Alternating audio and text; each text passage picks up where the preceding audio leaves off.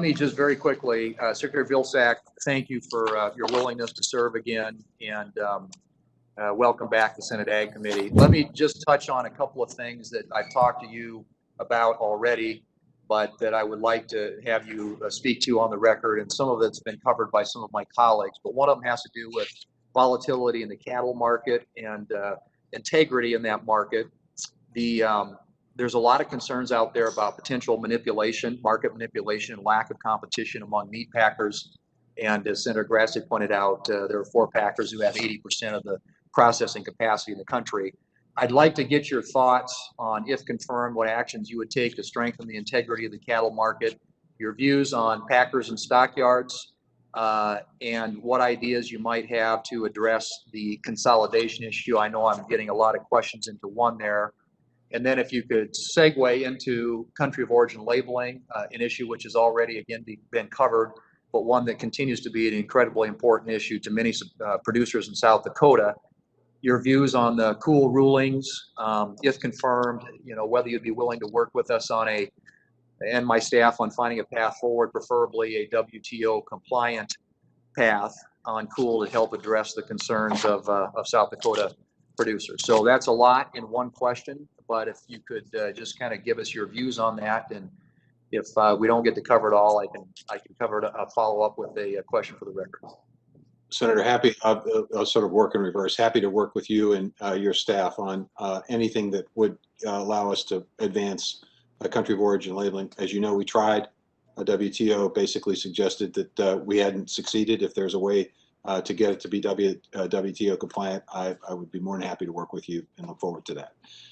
As it relates to packers and stockyards, look, we're going to look at every vehicle that we have, every capacity we have with the USDA to make sure that we have open, fair, and transparent markets where we have appropriate price discovery, where we have the data and the economic analysis that allows us to determine whether or not there's a problem in the market, and if there is, using the tools that we have to try to provide greater competition, greater openness, greater transparency, greater fairness.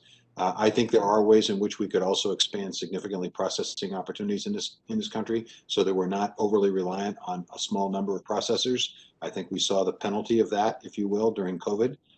It's not the last time we're going to have COVID type situations and major disruptions. We need to make sure we are prepared to make this system more resilient, and that means having more capacity. And I would also look to work closely with the Department of Justice to determine whether or not they see reasons for additional action on their behalf, and we'll certainly work collaboratively with them. Suggested the opportunity for the recreation of the task force that was established some time ago, potentially expanding the membership of that task force in a way that would give us the best opportunity to evaluate. These are not easy cases. They're not easy issues to resolve, but I think there are a multitude of things that we can take and steps we can take to help producers have greater confidence in the market.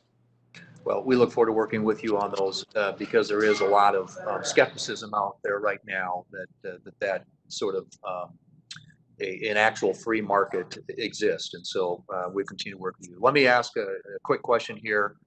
The President Biden and some of the other cabinet noms have not been shy about their desire to invest heavily in electric vehicles and EVs.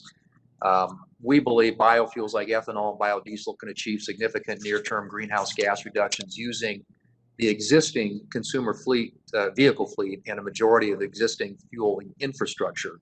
There was a recent Harvard study that found that the average greenhouse gas reduction of ethanol over gasoline is 46%, with some producers achieving as high as 61% life cycle reductions. If confirmed, how will you help leverage the farm economy and biofuels as part of the administration's climate agenda, and more specifically, how will you provide parity, or I should say, will you provide parity for biofuel blending infrastructure with respect to EV funding?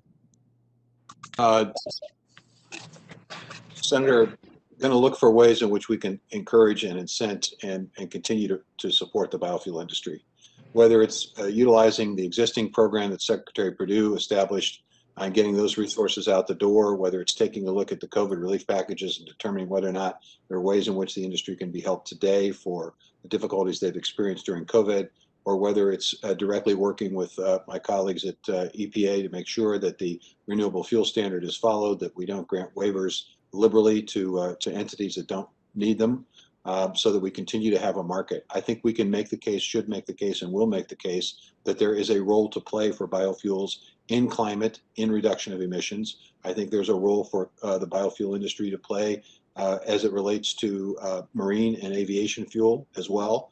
I think there's a terrific opportunity there. And I think there's a role for the biofuel industry to play in terms of fleet maintenance. We're not going to convert. There won't be enough electric vehicles to convert all of that fleet in a relatively short period of time. It's obviously there's going to be a fairly significant transition. I mentioned earlier that I'm the owner of a 2006 Ford Focus. I don't think I'm any different than a lot of Americans. They're going to continue to maintain and own those cars. GM, Ford, they're going to continue to make those cars. So we have to have a fuel system that supplies those cars. And if it's going to, and we might as well have a biofuel system that supplies those cars, because it's about jobs, it's about income stability for farmers, it's about better environmental, and it's about more competition for your transportation dollar, and consumers benefit, and reduce our reliance on fossil fuels. So I think there are a lot of reasons why this administration and future administrations will continue to be investing in the biofuel industry. Okay, thank you. Again, you're hitting all the right themes there, and I look forward to working with you on that issue. And I know, Mr. Chairman, my time has expired. I appreciate your indulgence. I have a couple of questions I'd like to perhaps submit for the record, but Mr. Secretary, thank you for being with us today, and we'll look forward to engaging you on this and other issues that impact the economy and farm and ranch country. Thank you.